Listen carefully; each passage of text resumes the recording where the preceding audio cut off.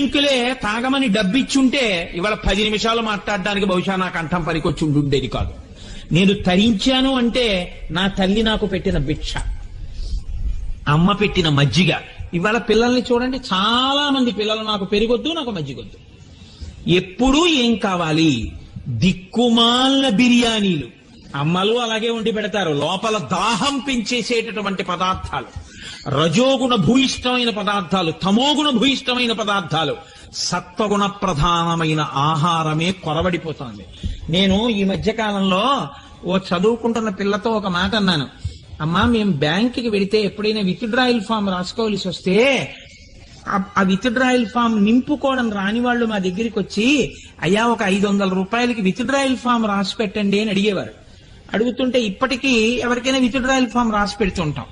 అలా ఇంకొక 8 ఏళ్ళో 5 ఏళ్ళో దాటిపోతే తెలియనటువంటి వాడు, ఈ తరం వాడు ఎవడైనా హోటల్కి వెడితే, ఎప్పుడో తప్ప హోటల్కి వెళ్ళడం అలవాటు లేని వాడు హోటల్కి వెడితే ఒక సహాయకుడిని తీసుకెళ్లవలసి ఉంటుంది, బ్యాంకులో విత్డ్రాయల్ ఫామ్ రాసినట్టు. ఎందుకంటే వాడు ఇప్పుడు ఏమి చెప్పడు, మీకు ఓ కార్డు ఇస్తాడు.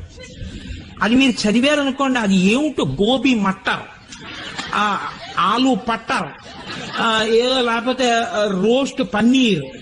పన్నీర్ ఏమిటి, పులుసు ఏమిటి, పేర్లు ఏమిటి, ఏమిటో ఒక్కటి అర్థం కాదు. ఇటువాణ్ణి చూస్తే ఏదో తింటుంటాడు, అటువాణ్ణి చూస్తే ఏదో తింటుంటాడు. ఆ పేర్లా మనకి తెలియవు, అడిగితే బాగుండదు, వీడు ఎప్పుడు తినలేదులా ఉంది జీవితంలో అనుకుంటాడు.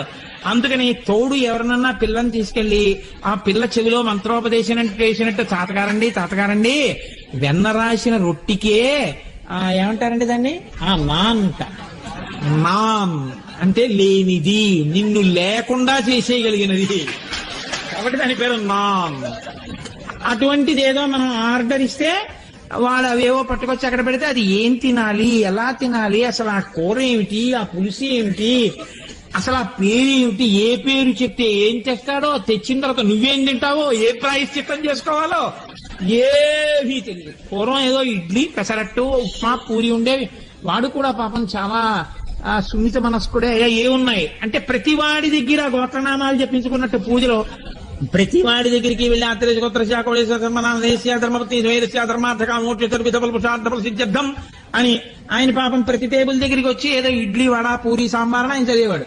అందులో వాడు పక్కవాడిని అడిగి సంప్రదించి ఏదో పెద్ద యజ్ఞం చేసినట్టు ఇది తెమ్మంటే వాడు తెస్తే తినేవాళ్ళం. ఇప్పుడు వాడు చెప్పడయ్యా, వాడు దక్షిణామూర్తి అట్టబారేస్తాడంతే. అది మీరు చదువుకోవాలి, చదువుకుంటే అర్థం అవ్వద్దు. అది లలితా సహస్ర భాష్యం కన్నా కఠినంగా ఉంటుంది. అది ఎవరికి తెలుస్తుంది. అది రోజు వెళ్ళేవాడిని ఎవరినో వాడిని తీసుకుని వెళ్ళాలి, వాడిని అడగాలయా ఇదేంటి. మీరు కానీ ఒకవేళ అక్కడ పరిశేచనం చేయడం, చెప్పులు ఇప్పడం ఇలాంటివి చేశారనుకోండి, మీరు మళ్ళీ వెర్రేడి కింద చూస్తారు అక్కడ అందరూ. కాబట్టి మీరు కూడా బూట్లు అవి వేసుకుని మీ చేత్తో మీరు తినకూడదు. ఏదో పులి పంజాలాంటివి కొన్ని ఉంటాయి, దాంతో ఇలా పట్టుకుని ఇంకో దాన్ని పొడిచి పీకి మీరు తింటే మీరు చాలా సంస్కృతి ఉన్నవారు. మీరు అలా చేయలేకపోయారనుకోండి, మీరు సంస్కృతి విహీనులు. ఏ జాతిలో ఇంటికి వచ్చిన వాళ్ళకి మజ్జిగిచ్చిన జాతిలో ఇది మన జాతి సంస్కృతి. వాళ్ళ పొరుగింటి పుల్లకూర రుచి, అక్కరలేనివన్నీ నెత్తికెత్తుకోవడమే. ఏది అసలు మన సంప్రదాయమో అది మనకు అక్కర్లేదు. అలా చెప్పిన తల్లులు లేరు, నన్ను క్షమించండి. నోర్మోయి బిర్యానీ ఏమిటే, అన్నం తిను, పప్పు అన్నం కలిపి పెడతాను తిను అన్న తల్లి లేదు. ఆవిడ అడిగింది ఈవిడ అదే వండుతుంది. కాబట్టి పిల్లల్ని ఎందుకు అనాలి? పిల్లలు తప్పే ఉంది, అమ్మ వండి పెడితే వాళ్ళకి అలవాటు అవుతుంది. మనకి ఇది ఉంది, అక్కడ 103 కనపడుతున్నాయి, ఇది మార్చి అది, అది మార్చి ఇది, దానికే మనకి టైం లేదు. ఇంకా పిల్లలకి ఎక్కడ వండి పెడతాం మనం? శనివారం ఉపవాసం అంతా ఏమిటిరా అంటే హోటళ్లలోనే.